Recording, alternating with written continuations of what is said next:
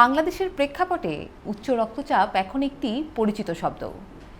এই উচ্চ রক্তচাপ কোনো বয়স মানে না। ছোট বড় যে কারো যে কোনো সময় উচ্চ রক্তচাপ হতে পারে। আজকে আমরা আলাপ করব কর্মজীবী মানুষ এবং উচ্চ রক্তচাপ নিয়ে। প্রিয় দর্শক, সবাইকে আমন্ত্রণ জানাচ্ছি RTVর নিয়মিত স্বাস্থ্য আয়োজন মেডিক্যাফে পাওয়ার বাই নিভিয়ান। সাথে আছি আমি তমালিকা বিশ্বাস। আজকের আয়োজনে আলোচনায় আমাদের মাঝে উপস্থিত আছেন অধ্যাপক doctor Sheikh Mohammad Hasan Mamun, senior consultant ও কোঅর্ডিনেটর, হৃদরোগ বিভাগ, Evercare hospital, Chittagong. Sir কেমন আছেন? আছি, আলহামদুলিল্লাহ ভালো আছি। আমাদের আয়োজনে আপনাকে স্বাগতম। ধন্যবাদ, আপনাকে স্বাগত। আজকে আমরা উচ্চ রক্তচাপ নিয়ে কথা বলবো, তাই অনুষ্ঠানের শুরুতেই আপনার কাছ থেকে আমি জানতে চাইবো উচ্চ রক্তচাপ আসলে কি? উচ্চ রক্তচাপ বা আমরা সচরাচর হাইপারটেনশন বলি বা অনেকে ব্লাড প্রেশার বলি, এটা আসলে আমাদের শরীরে যে রক্ত সঞ্চালন যে সিস্টেমটা আছে, হার্ট থেকে সারা শরীরে যে ধমনীগুলোর মাধ্যমে রক্ত সঞ্চালন হয়, এই সঞ্চালনগুলোর সময় রক্তনালীগুলো যে এই প্রবাহিত রক্তের উপরে যে চাপটা তৈরি করে, যে চাপের বিপরীতে রক্তটা চলাচল করে, সেটাকে আসলে যদি বলি যে আক্ষরিক অর্থে উচ্চ রক্তচাপ বলা হয়, মানে রক্তচাপ বলা হয়। এবং সেটা যখন নিয়ন্ত্রণের বাইরে যাবে, একটা লিমিট আছে, সেটাই হচ্ছে উচ্চ রক্তচাপ। স্বাভাবিক রক্তচাপটা কত? আচ্ছা, স্বাভাবিক রক্তচাপ বলে নির্দিষ্ট কোনো সংখ্যা নেই। আসলে আমরা জানি সবাই যে রক্তচাপের দুটো মেজারমেন্ট আছে। একটা হচ্ছে সিস্টোলিক বা উপরের প্রেশার বলে অনেকে, আরটা হচ্ছে ডায়াস্টোলিক ব্লাড প্রেশার বা অনেকে বলে নিচের প্রেশার।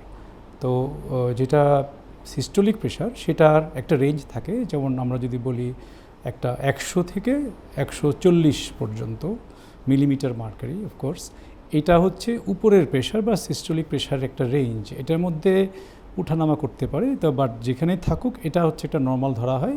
আর নিচের যেটা রক্ত প্রেশার বা ডায়াস্টোলিক প্রেশার, সেটা হচ্ছে 60 থেকে 90 মিলিমিটার মার্কারি।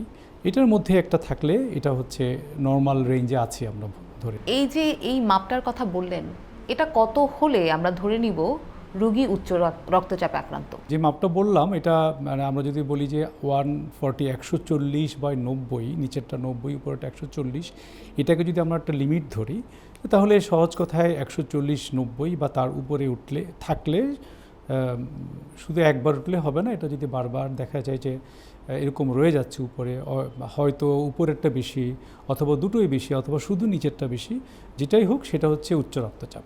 এখানে আবার একটু বয়স ভিত্তিক একটু পার্থক্য থাকে। একটু বয়স্কদের অনেক সময় 150 বা 90 এতটুকু নর্মাল ধরে নেওয়া হয়, বিশেষ করে 60 ঊর্ধ্ব 70 ঊর্ধ্ব তাদের জন্য।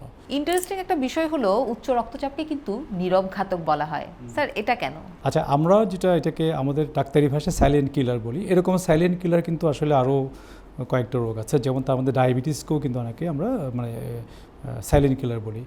সাইলেন্ট মানে হলে চুপচাপ থাকে, না গুপ্ত ঘাতক যেটাই বলি।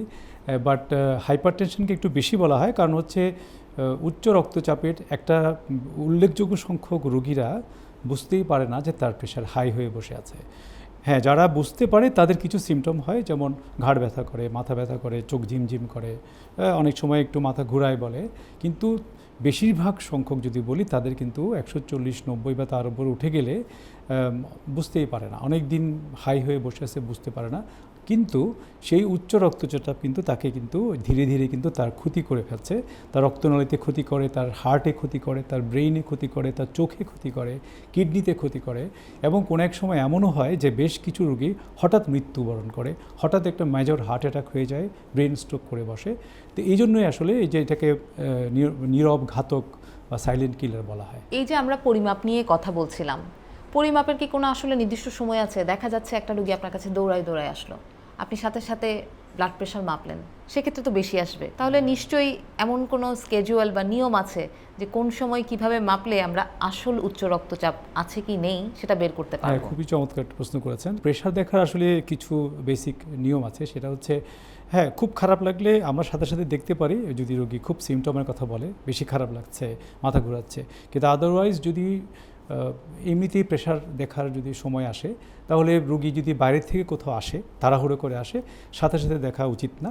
সে অন্ততপক্ষে 5 মিনিট কোথাও একটু চুপচাপ বসবে, এরপরে তার প্রেশার দেখতে হবে। এবং ওই তার আগের প্রেশার দেখার হাফ অ্যান আওয়ারের মধ্যেও কিন্তু তাকে কোনো ধরনের বড় ধরনের স্ট্রেস নেওয়া যাবে না, অনেক বেশি মাত্রায় চা কফি খাওয়া যাবে না, অনেক বেশি মাত্রায় সিগারেট যারা খায় তারাও যদি অনেকগুলো ধূমপান করে মাত্র আসে তাড়াহুড়ো করে, ইভেন 5-10 মিনিট বসেও থাকে, তাহলেও কিন্তু দেখা যায় তার আসল যে রক্তচাপটা সেটার মাত্রাটা ঠিকমতো আসবে না। তো সেসব ক্ষেত্রে আরও একটু অপেক্ষা করতে হয়, দরকার হলে রিপিট করতে হয়, আবার দেখতে হয়। কারা আসলে এই ঝুঁকিতে বেশি থাকে? উচ্চ রক্তচাপের ঝুঁকিতে অনেকেই থাকে।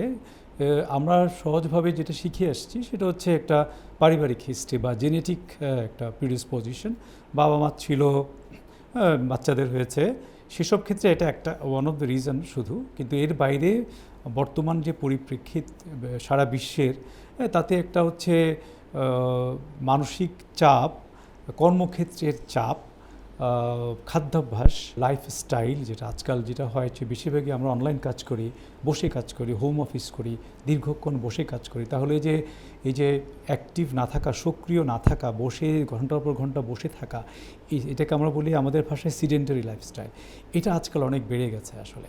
তো এটাতে তাদের কিন্তু প্রেশার বেশি হয়। আবার যাদের উচ্চ কোলেস্ট্রল মাত্রা যাদের বেশি, তাদের বেশি হয়।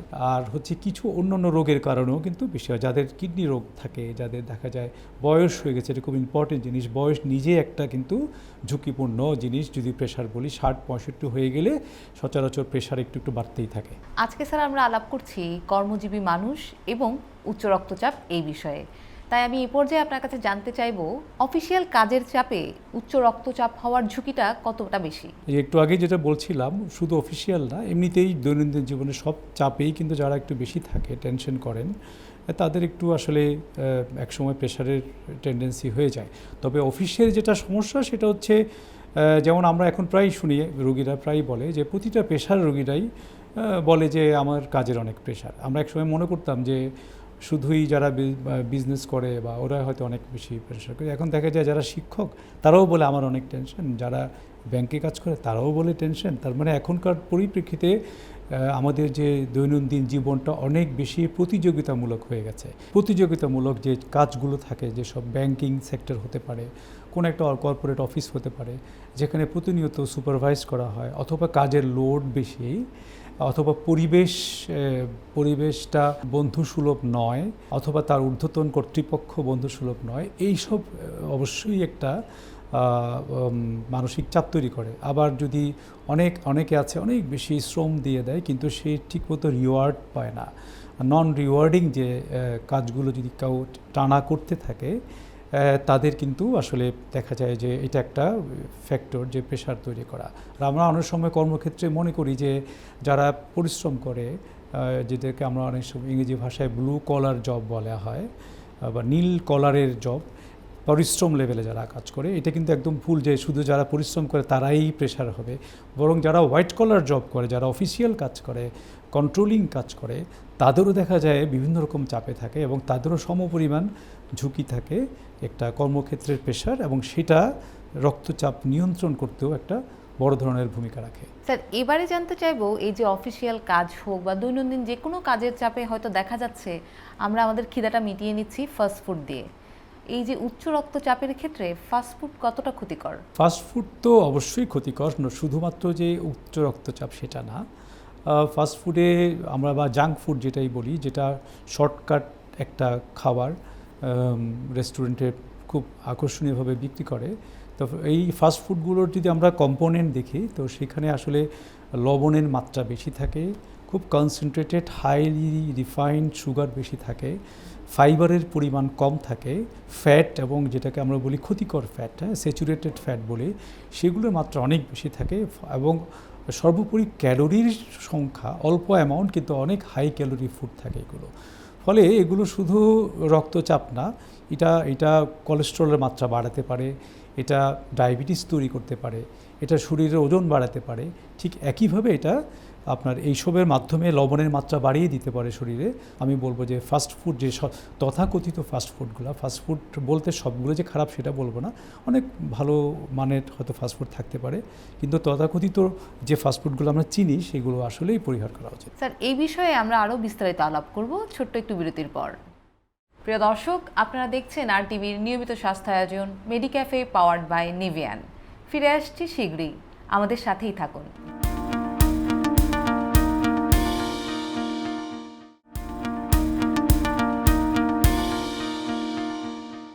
ফিরলাম বিরতির পর। আপনারা দেখছেন RTVর নিয়মিত স্বাস্থ্য আয়োজন মেডিক্যাফে পাওয়ার্ড বাই নেভিয়ান। আজকের আলোচনায় আমাদের সাথে উপস্থিত আছেন অধ্যাপক doctor Sheikh Mohammad Hasan Mamun, senior consultant ও কোঅর্ডিনেটর, হৃদরোগ বিভাগ, Evercare hospital, Chittagong. Sir, আমরা ফাস্ট ফুডের যে ক্ষতিকর অবস্থা বা ক্ষতিকর যে পরিণতি হয় খাওয়ার ফলে, সেটা নিয়ে আলাপ করছিলাম। এবারে আমরা জানতে চাইব যে কাজের চাপে অনিয়মিত ঘুম বা অপর্যাপ্ত ঘুমের কারণে যে উচ্চ রক্তচাপ হয় সেই বিষয়ে। এটা খুবই একটা ইন্টারেস্টিং প্রশ্ন, কারণ ঘুম নিয়ে অনেকেরই অনেক ধরনের চিন্তা থাকে যে কতটুকু ঘুমানো উচিত। প্রকৃতপক্ষে যে ইদানিং যেগুলো বলা হচ্ছে যে অনেক বয়স্ক এবং অনেক বাচ্চা যারা, তাদের ছাড়া মাঝামাঝি যারা আছে প্রাপ্তবয়স্করা, তাদের জন্য 7 থেকে 9 ঘন্টা কিন্তু একটানা ঘুম খুবই জরুরি। এমন না যে আমি দিনে 2 ঘন্টা ঘুমালাম, রাতে 2 ঘন্টা ভেঙে ভেঙে ঘুমালাম, সেরকম না। তো 7 থেকে 9 ঘন্টা, অ্যাভারেজে 8 ঘন্টা, একদম কমপক্ষে হলো 7 ঘন্টা ঘুমাতে হবে। এটা সুস্থ সবার জন্যই দরকার। উচ্চ রক্তচাপ যখন নিয়ন্ত্রণ করা কষ্ট হয়ে যায়, তাদের জন্য এটা আরও বেশি জরুরি ঘুম যাওয়াটা। সেই ঘুমটা কিভাবে ঠিকমতো হবে, মানুষ তো মেশিন না, তো সেটার জন্য কিছু নিজের চেষ্টা থাকতে হবে। টাইমলি ঘুমাতে হবে।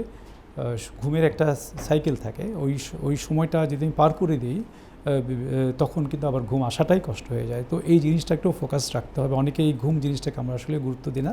ধন্যবাদ স্যার আপনাকে। এবার আমি আপনার কাছে জানতে চাইব যে উচ্চ রক্তচাপ নিয়ন্ত্রণে বা এটাকে সঠিক ব্যবস্থায় রাখার জন্য ব্যায়ামের কি কোনো গুরুত্ব আছে? অবশ্যই আছে। সেটা আমি শুরুতে প্রশ্নের উত্তরে বলেছিলাম যে আজকাল যে সিডেন্টারি লাইফস্টাইল বা বসে বসে কাজ করা, সারাদিন বসে বসে টিভি দেখা, অফিস করা, এইগুলো করতে করতে কিন্তু আমাদের ওজন বেড়ে যায়, কোলেস্টেরল কন্ট্রোল করতে সমস্যা হয়। এটা নিজেই একটা উচ্চ রক্তচাপের জন্য দায়ী। তাদের হার্ট অ্যাটাকের ঝুঁকি বেড়ে যায়, এটা অলরেডি প্রমাণিত। এবং যাদের শরীরের অ্যাক্টিভিটিস কম, তাদের আয়ুও কিন্তু কম। এগুলো কিন্তু অলরেডি বহু বড় বড় পরীক্ষায় প্রমাণিত হয়ে গেছে। এই জন্য শরীরকে অ্যাক্টিভ রাখা খুবই দরকার। বিশেষ করে যারা অফিস করেন, তাদের এই জিনিসটা প্রায় ভুলটা হয় যে অফিসে যারা, বেশিরভাগ অফিস তো আসলে অফিসিয়াল জবগুলো বসার কাজ, তো সেখানে আসলে খেয়াল করতে হবে যে প্রতি 30 মিনিট পর যেন তার শরীরে একটা ছোটোখাটো হলেও সে মুভমেন্টটা করে। হয়তো পাটাকে একটু শক্ত করলো, আবার ছেড়ে দিল, অথবা একটু দাঁড়িয়ে গেল, একটু দাঁড়িয়ে পা এবং হাতগুলোকে একটু হালকা ম্যাসেজ করে দিল, আবার বসে গেল। এটা হচ্ছে ন্যূনতম পক্ষে। আর প্রতি 2 ঘন্টা পর যদি টানা কাজ করতে হয়, 2 ঘন্টা পর তাকে অবশ্যই ব্রেক নিতে হবে। ব্রেক নিয়ে হেঁটে আসতে হবে। শুধু ওই জায়গায় রুম থেকে বের হয়ে তাকে একটা ওয়াক করে আসতে হবে। এবং আরও সবচেয়ে ভালো হয়, অফিসগুলোতে আমি বলি যে, আমাদের নিজের কর্মক্ষেত্রেও বলি আমরা, যে কোনো একটা ওয়ার্কআউটের সিস্টেম থাকবে, যাতে কর্মচারীরা একটা নির্দিষ্ট সময় পরপর গিয়ে একটা ট্রেডমিল হোক, একটা খোলা জায়গা হোক, যেখানে হেঁটে আসতে পারে। আর ব্যায়াম করা যেটা বললেন, সেটা তো অবশ্যই অফিসে হবে না, সেটা পরবর্তী যে সময়টা, যার প্রতিদিন আমরা যে হাঁটার কথা আমরা যেটা বলি, সেটাও অবশ্যই মেনটেন করতে হবে। দেখা যায় মিনিমাম 30 মিনিট করে সপ্তাহে 150 মিনিট আমাকে হাঁটতে হবে। একটানা হাঁটা মানে 30 মিনিট একটানা হাঁটা, গল্প করে হাঁটা না। এবং সেই হাঁটাটাও আবার খুব লুজ করে হাঁটলে হবে না, একটু ভালো একটা পেস নিয়ে 30 মিনিট হাঁটা অভ্যাস করতে হবে। এবং ফাঁকে ফাঁকে ব্যায়াম করার অভ্যাস রাখতে হবে। প্রতিটা জিনিসেরই কিন্তু উচ্চ রক্তচাপ নিয়ন্ত্রণ করতেও কিন্তু এগুলো অনেক সহায়তা করে। এই উচ্চ রক্তচাপকে আসলে নিয়মিত পরীক্ষা করে রাখার বা নিয়মিত একটা রুলস অ্যান্ড রেগুলেশনের মধ্যে আনার জন্য ঠিক কতদিন পর পর এই পরীক্ষাটি করতে হয়? সেটা তো অবশ্যই প্রেশারের রোগী যারা, তাদের জন্য তো প্রথম দিকে, বিশেষ করে যখন রোগটা ধরা পড়ে এবং ওষুধ দেওয়া হয়, তখন তো প্রতিদিনই মাপতে হবে আসলে। হ্যাঁ, আর যখন দেখা যায় একটা ওষুধ খেয়ে তার রক্তচাপ নিয়ন্ত্রণ হয়ে গেছে, তখন অন্তত 7 থেকে 10 দিন পর পর একবার অন্তত বিভিন্ন সময়ে মিলে, কোন একদিন সকালে মাপলো, কোনো দিন রাত্রে মাপলো। এবং আরও ভালো হয় যদি ওষুধ খাওয়ার আগে এবং ওষুধ খাওয়ার পরে এইভাবে একটু মাথায় রেখে যদি প্রেশারটা মাপা হয়, তাহলে খুব ভালো হবে। তবে যাদের প্রেশার নেই, তারাও কিন্তু উচিত, বিশেষ করে একটা বয়স যখন হয়ে যায় এবং যাদের ফ্যামিলি হিস্ট্রি বললাম আছে, বা অন্যান্য অনেক রোগ আছে, ডায়াবেটিস আছে, কিডনির সমস্যা আছে, তাদের তো অবশ্যই আরও ঘন ঘন রক্তচাপটা মাপতে হয়। রক্তচাপ ধরা পড়ার পর আপনারা যে ট্রিটমেন্ট প্রোটোকলে যান, সেটা স্যার কিভাবে আপনারা তৈরি করেন? রক্তচাপ পেলেই যে আসলে ওষুধ দিতে হবে সেটাও কথা না। ওষুধ আসলে দেওয়ার আগে বেশ কিছু জিনিস ভাবতে হয় যে একটা রুগীকে আমি রক্তচাপ আগে একটু রোগ হিসাবে তাকে যখন বলবো তার আগে আমাকে আগে কনফার্ম হতে হবে, সেটা শুধু একবার মাপলেই হবে না। তবে রোগী যদি বলে যে না আমি কয়েকদিন ধরে দেখেছি বেশি প্রেশার, ডাক্তারের কাছে আসলো ডাক্তারও বেশি পেয়েছে, তাহলে সেটা হয়ে যায়। কিন্তু যেই রোগী প্রথমবার ডাক্তারের কাছে ধরা পড়লো এবং অনেক বেশি যদি না হয়ে থাকে, মোটামুটি একটু বেশি, সাথে সাথেই তাকে আমি বলবো না যে আপনার প্রেশার হয়েছে, আমরা তাকে একটু সময় দিব, আবার একটু দেখতে বলবো। যদি দেখি যে আমার রোগীর প্রেশারের পাশাপাশি আগে থেকেই আরও কিছু রোগ থাকে, যেমন ডায়াবেটিস থাকে, যেমন কিডনি রোগ থাকে, বা ওই রোগী হার্টেরও রোগী, তাহলে কিন্তু আমরা আরও সতর্ক হই। আমরা তখন প্রেশারের শুরু থেকেই প্রেশারের ব্যাপারে আরও অনেক ফোকাস করে চিকিৎসা শুরু করে দিই, এবং এই সব রোগীদের ক্ষেত্রে কিন্তু প্রেশারের নিয়ন্ত্রণের যে টার্গেট সেটা একটু ডিফারেন্ট, তাদের ক্ষেত্রে অনেক বেশি ওয়েল কন্ট্রোল রাখতে হয়। এরপরে গিয়ে আপনার যখন কনফার্ম হব, তার তখন আনুষঙ্গিক কিছু পরীক্ষা করি আমরা, তার কেন প্রেশার হলো সেটা খুঁজে বের করতে চেষ্টা করি, এবং এই প্রেশারের সাথে যেগুলো বললাম অন্যান্য কিছু কন্ডিশন আছে কি না, সব কিছু মিলে কিন্তু ওষুধ আমরা ঠিক করি যে, এবং এটা আমাদের গাইডলাইন থাকে, দেশীয় গাইডলাইন থেকে আন্তর্জাতিক গাইডলাইন থাকে, কোন ওষুধ কোন রোগীর জন্য ভালো সেটা চিন্তা করেই কিন্তু আমরা ওষুধটা নির্বাচন করি রোগীর জন্য। যদি রোগী ভ্রমণে থাকে, এক্ষেত্রে সে কিভাবে ওষুধ নেবে? ভ্রমণটা তো আসলে অনেক রকম হতে পারে, ছোটোখাটো ভ্রমণ তো আর কোনো ম্যাটার করে না। ভ্রমণের ক্ষেত্রে দুটো ব্যাপার আছে, একটা হচ্ছে ওষুধ তাকে ক্যারি করতে হবে কিনা সাথে, সেটা যদি এমন হয় যে ছোট ভ্রমণ, তাহলে তো সে যদি নিশ্চিত হয় যে আমি আবার বাসায় ফিরে আসবো, তাহলে তো সাথে ওষুধ ক্যারি করার দরকার নেই। আর যদি লম্বা কোনো ভ্রমণ হয়, যেমন আন্তর্জাতিক যারা ট্রাভেলিং করে তাদের দেখা যায় অনেক লম্বা ট্রাভেলিং থাকে এবং অনেক দিন বাইরে থাকতে হবে, তাকে অবশ্যই তার ওষুধগুলো সাথে ক্যারি করতে হবে, এবং লম্বা ভ্রমণে যাওয়ার আগে তার ডাক্তারকে দেখিয়ে যেতে হবে তার প্রেশারের ওষুধগুলো ঠিক আছে কিনা, এবং সে কতদিন থাকবে, দরকার হলে তার চেয়ে আরও কিছুদিন বেশি ওষুধ সাথে নিয়ে যেতে হবে। এবং অবশ্যই ট্রাভেলিংয়ের সময় রুগীরা যেন, বা যে যাই যাক, ট্রাভেলিংয়ের সময় ওষুধগুলো শুধু প্রেশারের জন্য না, যে কোনো রোগী ট্রাভেলিংয়ের ওষুধ যেন তার মেইন সুটকেসে না রাখে, ওষুধগুলো যেন তার হ্যান্ড ব্যাগে থাকে। এটা খুব ইম্পর্টেন্ট, কারণ ওষুধগুলো তাকে খেতে হবে এবং ওষুধ মিস হওয়া যাবে না, হারিয়ে যাওয়া যাবে না। হ্যান্ড ব্যাগে থাকলে ওষুধ হারাবে না, সুটকেস হারাতেও পারে। আর লম্বা সময়ে খেয়াল রাখতে হবে তার ওষুধগুলো কয় ঘন্টা পর খাওয়ার কথা, তার ওষুধগুলোকে 12 ঘন্টা পর খেতে হবে, তাকে কি 8 ঘন্টা পর খেতে হবে, সেটা মাথায় রেখে, সেটা এক এক দেশে সময়ের জোন আমরা জানি এক এক রকম হয়, তো কিন্তু রোগীকে খেয়াল রাখতে হবে আমার 12 ঘন্টা হয়ে গেছে কিনা। 12 ঘন্টা হয়ে গেলে তার নেক্সট ডোজ খাওয়ার টাইম হয়ে যাবে, সেটা ওখানকার বাইরের দেশে দিন হোক রাত হোক, এটা করতে হবে। আবার যদি অন্য দেশে যায়, সেখানে দীর্ঘদিন থাকে, তখন ধীরে ধীরে কয়েকদিনের মধ্যে ওই দেশের সময়ের সাথে তাকে অ্যাডজাস্ট করে সেই ওষুধগুলোকে তাকে নিজেকেই 2-1 দিনের মধ্যে সকাল বিকেল ওষুধগুলোকে ঠিক করে ফেলতে হবে। স্যার, এবারে আমরা একটু ইন্টারেস্টিং একটা বিষয় আলাপ করব। আমাদের সবারই কম বেশি কিন্তু চা কফির অভ্যেস রয়েছে, এটা কি উচ্চ রক্তচাপের ক্ষেত্রে কোনো ক্ষতি করে? চা কফি আসলে সে অর্থে খারাপ না আমি বলবো, বরং এদের পরিমিত পরিমাণে যদি খাওয়া হয়, এইগুলোতে যে গুণের সংখ্যাই বেশি আমি বলবো। চাতে তো আমরা অনেকেই জানি অনেক গুণাবলী আছে, এটা একটা হার্বাল জিনিস, হ্যাঁ, কফিও হার্বাল, কিন্তু সমস্যা হচ্ছে এইখানে ক্যাফেইন একটা জিনিস থাকে, সেটা নিয়ে কিছু আলোচনা হয়তো করতে পারি। সেটা হচ্ছে চাতে কিন্তু ক্যাফেইন অল্প পরিমাণে থাকে, কিন্তু কফিতে বেশি থাকে। তাহলে চা যদি আমি ইভেন বেশিও খাই, আনলেস যদি তার শরীরে অন্যান্য ক্ষতি না করে, যেমন ঘুম টুম জাতীয় সমস্যা, তাহলে অনেক বেশি চা খেলেও যে খুব ক্ষতি তা না, বরং গ্রিন টি বা দুধ ছাড়া লিকার টি এগুলো খাওয়া যেতে পারে। কিন্তু কফির ক্ষেত্রে একটু সচেতন হতে হবে, কারণ কফিতে যেহেতু ক্যাফেইনের মাত্রা বেশি থাকে, এবং ক্যাফেইন নিয়ে কিছু রিকমেন্ডেশন থাকে, যেমন একজন সুস্থ সবল লোক, ভালো বডি ওয়েট, এটা আমাদের দেশে তত স্টাডি নেই, বাইরের দেশগুলোতে ওরা বলে যে 400 মিলিগ্রাম দৈনিক ক্যাফেইন, এটা হচ্ছে হাইয়েস্ট লিমিট।